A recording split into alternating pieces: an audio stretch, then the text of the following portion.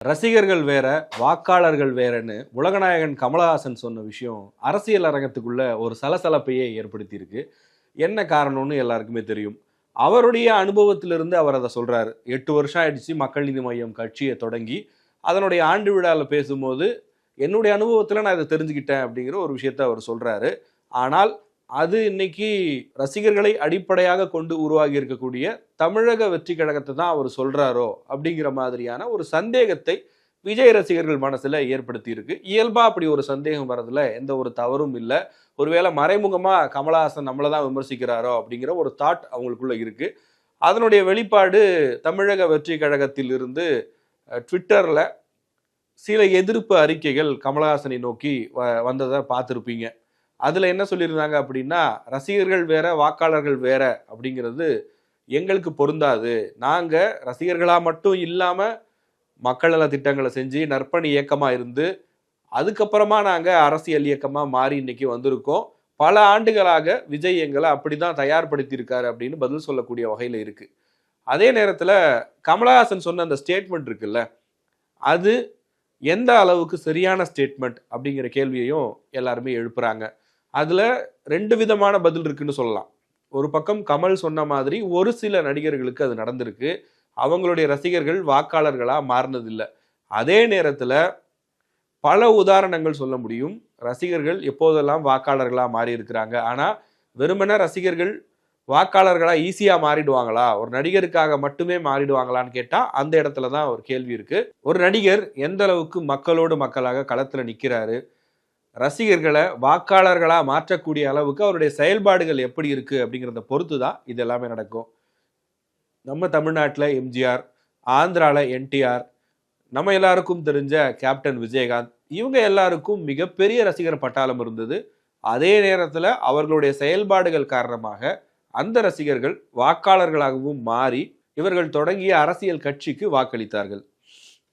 இன்னொரு பக்கம் பார்க்கும்போது எண்ணற்ற நடிகர்கள் அரசியலுக்குள்ள வந்திருக்காங்க, தனி இயக்கம் கண்டிருக்கிறாங்க. ஆனா அவர்கள் ரசிகர்களாக இருந்து வாக்காளர்களாக மாறலை அப்படிங்கிறதையும் பார்க்கணும். அதற்கு பல உதாரணங்கள் இருக்கு. அது உங்களுக்கே தெரியும், நான் தனியாக அதை சொல்ல வேண்டியதில்லை. அப்படி இருக்கும்போது கமலஹாசனுடைய ஸ்டேட்மெண்ட் இருக்கு இல்லையா, அதை இந்த 8 வருஷத்துல அவர் புரிஞ்சுக்கிட்டது. ஏன்னா அவர் அரசியலுக்கு வந்த காலகட்டம் அப்படிங்கிறது, அவரும் ஒரு மாற்றத்தை முன்னிறுத்தி தான் அரசியலுக்கு வந்தார். செல்வி ஜெயலலிதா, கலைஞர் கருணாநிதி இல்லாத ஒரு அரசியல் களத்துக்குள்ள அவர் வந்து மக்கள் நீதி மையம் அப்படிங்கிற கட்சியை தொடங்கி பாராளுமன்ற தேர்தலை சந்திச்சு பல இடங்கள்ல கணிசமான வாக்குகளை வாங்கியிருந்தாரு. நகர்ப்புறங்கள்ல மிகப்பெரிய அளவுக்கு ஒரு வரவேற்பு மக்கள் நீதி மையத்துக்கு இருந்தது. அவர் ஒரு ஆல்டர்னேட்டிவ் ஃபோர்ஸா பார்த்தாங்க. ஏன்னா கமலஹாசன் அப்படிங்கிறவர் ஊழலற்ற கரங்களுக்கு சொந்தக்காரர், கரப்ஷன் இல்லாத ஒரு நபர், டாக்ஸ் கட்டக்கூடிய, சினிமா இண்டஸ்ட்ரியிலேயே டாக்ஸ் கட்டுறதுல ரொம்ப வெளிப்படைத்தன்மையோட இருக்கக்கூடிய நடிகர்கள்ல முதன்மையானவர் கமலஹாசன் அப்படிங்கிற அளவுக்கு அவருக்கு மக்கள் மத்தியில் இருந்த பேர். அதே நேரத்தில் அவருக்கு திராவிடியன் ஐடியாலஜிஸ் மேல இருந்த நம்பிக்கை, இந்த மாதிரி பல காரணங்கள் இருந்தது மக்கள் அவரை ஒரு ஆல்டர்னேட்டிவ் ஃபோர்ஸா பார்க்கறதுக்கு. ஆனால் அவர் கட்சி தொடங்கிய நேரம், அதுக்கப்புறம் அவர் எடுத்த முடிவுகள், முக்கியமாக சட்டமன்ற தேர்தல் வந்த போது 2021 சட்டமன்ற தேர்தலில் அவர் தலைமையில கூட்டணி அமைச்சாரு. ஆனால் அது சரியான கூட்டணியா அப்படிங்கிறது தான் மிகப்பெரிய கேள்வி. ஏன்னா அந்த கூட்டணியில பார்த்தோம் அப்படின்னா சமத்துவ மக்கள் கட்சி, இந்திய ஜனநாயக கட்சி, இந்த 2 கட்சிகளும் இருந்தாங்க. அவங்களுக்கு இவர் எவ்வளவு இடங்களை கொடுத்தாரு, அவங்க இதில் எவ்வளவு போட்டியிட்டாங்க, அந்த தலைவர்கள் மீதான நம்பிக்கைன்னு இப்படி பல விஷயங்கள் வந்து கேள்விக்குள்ளாச்சு. அதனுடைய வெளிப்பாடு மக்கள் நீதி மையம் சட்டமன்ற தேர்தலில் பெரிய அளவுக்கு அவங்களால ஷைன் பண்ண முடியல. கமலஹாசன் ஒரு சின்ன டிஃபரன்ஸில் தோல்வியை தழுவினார் அவர் போட்டியிட்ட தொகுதியில். அதற்கு அடுத்து வந்த நாடாளுமன்ற தேர்தலில் அவர் அந்த கட்சி சார்பாக எந்த இடத்துலையுமே வேட்பாளர்களை நிறுத்தவே இல்லை. திமுக, காங்கிரஸ் உள்ளடக்கிய மதச்சார்பற்ற முற்போக்கு கூட்டணி, இந்திய அளவுல சொன்னோம் அப்படின்னா இந்தியா கூட்டணி, அந்த கூட்டணியை ஆதரிச்சு பிரச்சாரம் பண்ணாரு. அதற்கு பிரதிபலனாக அவருக்கு ராஜ்யசபா இடம் வழங்கப்படும் அப்படின்னு சொல்லியிருந்தாங்க. கூடிய சீக்கிரமே அவர் இப்ப சமீபத்தில் சொன்ன மாதிரி நாடாளுமன்றத்தில் மக்கள் நீதி மையத்தின் குரல் ஒலிக்கும்னு சொன்னார் இல்லையா. ஸோ கமலஹாசன் ராஜ்யசபா எம்பி ஆக போறாரு. அடுத்து வரப்போற சட்டமன்ற தேர்தலுக்கு அவர் என்ன நிலைப்பாட்டை எடுக்க போறாரு அப்படிங்கிறது தெரியல. ஆனால் அவர் மேல விமர்சனங்கள் வர்றதுக்கு காரணமா இருந்தது என்ன அப்படின்னா, மாற்று சக்தியா நான் இருப்பேன்னு சொல்லிட்டு அவர் ஏற்கனவே இருக்கக்கூடிய இருவரும் கட்சிகளில் ஒன்றான திமுக கூட்டணியில் அவர் இடம்பெற்றதுனால அவர் மேல விமர்சனங்களை வைக்கிறாங்க. விஜய், கமலஹாசன் இவங்க 2 பேருமே வேற வேற ஜென்ரேஷன் ஆக்டரா இருந்தாலும் நட்புன்னு வரும்போது தனிப்பட்ட முறையில் 2 பேருமே நெருங்கி பழகக்கூடியவர்கள்.